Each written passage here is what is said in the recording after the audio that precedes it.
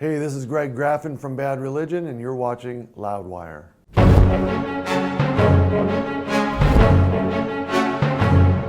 Hey everyone, Graham from Loudwire here, and it's Wikipedia Fact or Fiction time with Dr. Greg Graffin from the almighty Bad Religion. Thank you. Thank you very much. I appreciate it. Except for the almighty part. No? I don't know if we're almighty. All right, the mediocre Bad Religion. Well, that's going a little too far the other way. What about the mighty Bad Religion? The palatable Bad Religion. Well, it's only slightly better than mediocre, but... All right, I like Bad Religion very much. So, this is Wikipedia Fact or Fiction. We're going to recite some stuff that I pulled from Wikipedia today. You can confirm or deny and elaborate if you choose. Mr. Gregory Walter Graffin, PhD. True. So far, it sounds pretty accurate. Very good. Although I rarely put the PhD after my name. Fair enough. Born in Racine, Wisconsin? Your pronunciation is pretty bad, but Racine. The funny thing about that is I lived for much of my life in Racine. Racine, okay. In fact, my dad still lives in the house I grew up in Racine. Really? Wow. But I was not born there. Oh, there's the falsehood. See, this is why we do it. I'm here. Uh-oh. Someone's in supposed trouble. to be. All right, where were you born? Madison, Wisconsin. Ooh, okay. As we say, Mad Town. Very good. Racine is known as Rat Town. Rat Town? So if you want to really make that really hopping, you'd say, you know, grew up in Rat Town, Racine, Wisconsin. That'd be a local person, I suppose. Yeah, exactly. It said you obtained your PhD at Cornell University, and you've lectured courses in life sciences and paleontology at the University of California, Los Angeles, and evolution at Cornell. That's highly accurate. That's all true. Highly accurate. Have many fans take your classes? Not many of our fans. I mean, it's always funny because you assume, well, you know, the professor is going to be someone, if he's well known for other things, then those people will want to take the course. Yeah. And to some degree that's true because it's an evolution course that popularizes an important science. It's for non-majors, it's for the entire university. Oh, nice. So it brings in people from all departments. However, a lot of them aren't music fans. Oh. And let's face it, they're there to learn something and they're probably more worried about their grade than they are about the last Bad Religion album. So All right. I suppose it makes it a little bit smoother for teaching purposes. All right.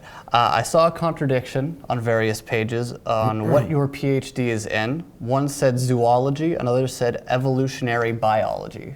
Fascinating. Very minutiae we're getting into. We are. So zoology is a specialty, Okay. as is evolutionary biology, Okay. and they're all under the umbrella of life sciences. Yes. So technically there is no PhD in evolutionary biology, but there's a department of evolutionary biology.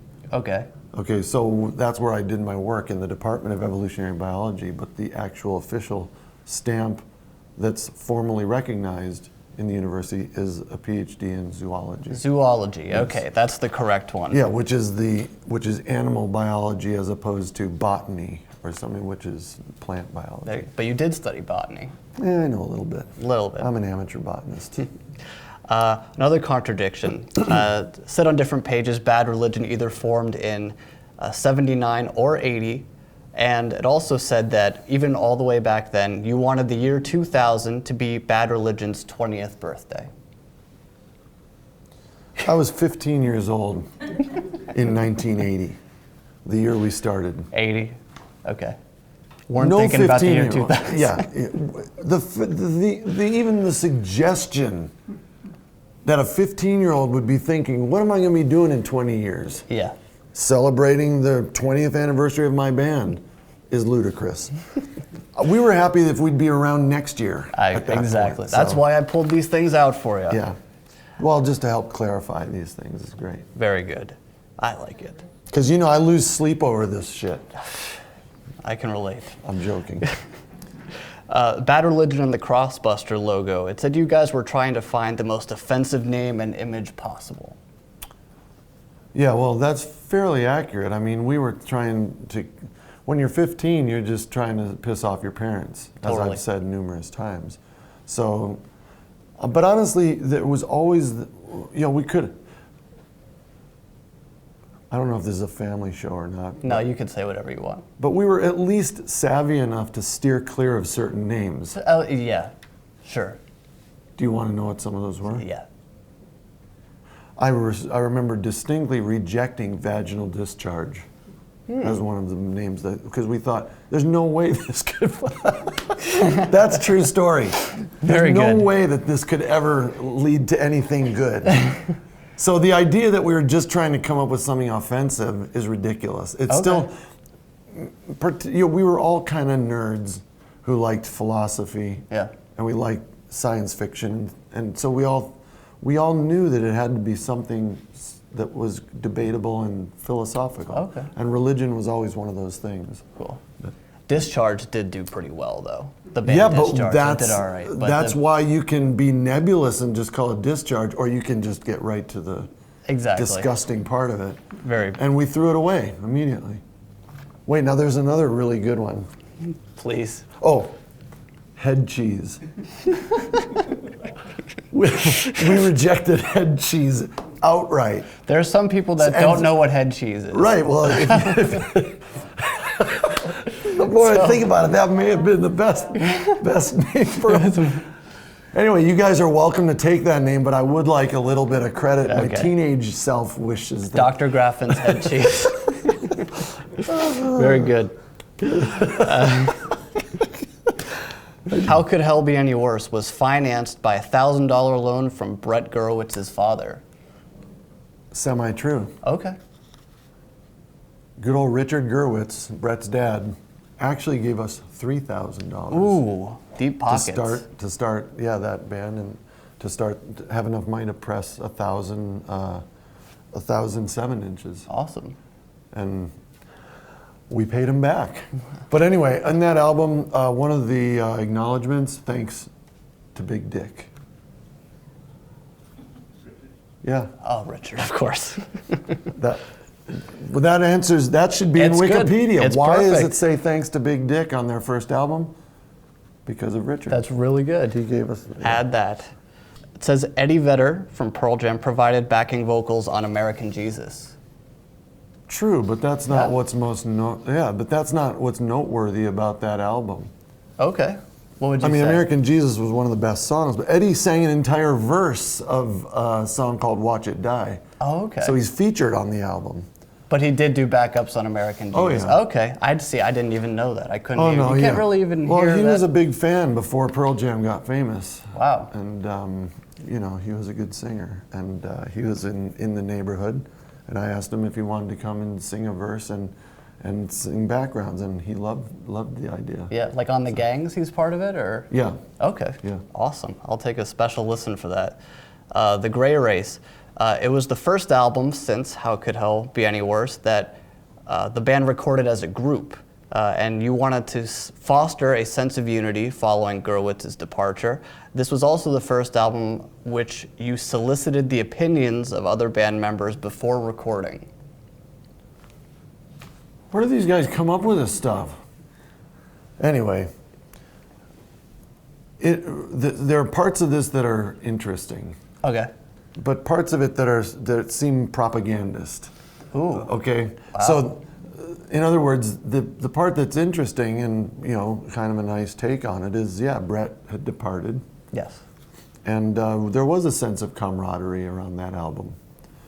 But recording as a group, we always record as a group. It's just how much of it has to be done again as an overdub, Okay. and that varies depending on the album. Sure. And then the other part was about soliciting the opinions. If the band doesn't, if they hate a song, they're not going to play on it. They're allowed to say that they don't like something, is Yeah. what you're saying. Yeah, in other words, that makes it sound like it was an autocracy before that time, and that's It is. not true. It is a democracy after all. Okay, very good. This is another strangely worded one. Okay. In the summer of 2000, Bad Religion set out on a U.S. tour opening for Blink-182. Unfortunately, the experience might not have been all that Greg and the rest of the band might have hoped. I don't know what that means. No, when you put unfortunately, you give away your own journalistic bias. I didn't write that. I know that.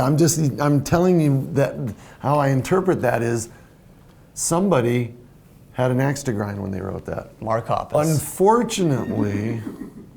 Unfortunately, the band was hoping for greater things, like perhaps to be as famous as Blink-182. Ooh. Unfortunately for the band, it didn't turn out the way they had hoped. Now, if you ask me, I would say, actually, it turned out wonderfully. It was a lot of fun. We only had to play a half hour each night, and they had a bunch of teenage fans, some of whom got to hear Bad Religion on that tour, Yeah.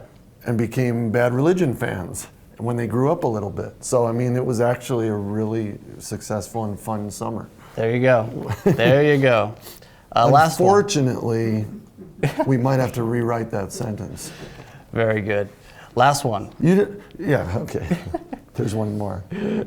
In 2009, you filmed and co-produced a television pilot called Punk Professor, but as of 2010, it's sitting on someone's shelf waiting to be developed.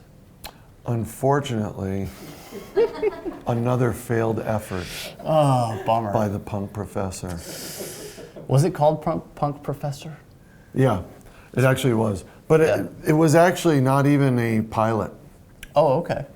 It was like a sizzle or test reel, they call it. Oh, okay, yeah. So did they just come to one of your classes and... Well, the producers, here's an interesting story, but of course you're not going to hear it on the people who've been writing these things. The people who produce Anthony Bourdain came to me, and they had this concept. And so that was before Bourdain got picked up for his next season. Okay. And all these reels it was a very short reel, but all this work we had done, which was a few phone calls, a development of a basic series of episodes, took place before they got really ensconced in Anthony Bourdain's next season. Gotcha. And so they say it's sitting on someone's shelf. Well, it's sitting on a very successful producer's shelf. Good man's shelf. Who is very busy with a really successful show. All right. And honestly, I had a lot of other stuff to do too. So Yes. I'm happy to say that things have unfortunately turned out pretty well. I want to thank you. This was so much fun. I really appreciate you sitting down with me. Millport, the new solo album from this man, Dr. Greg Graffin.